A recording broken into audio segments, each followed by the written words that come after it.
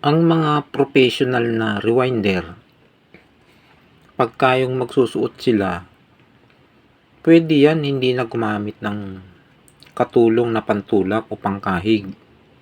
Basta yung isusuot nila, hindi aapaw doon sa slot.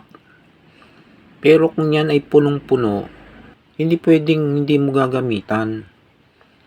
Hindi kaya ng daliri mo, lalo na kung ang gamit mong magnetic ay 25 na, 26, 25, 27.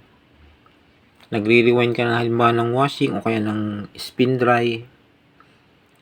Hindi mo pwedeng hindi itutulak o kakahigin kapag punong-puno na.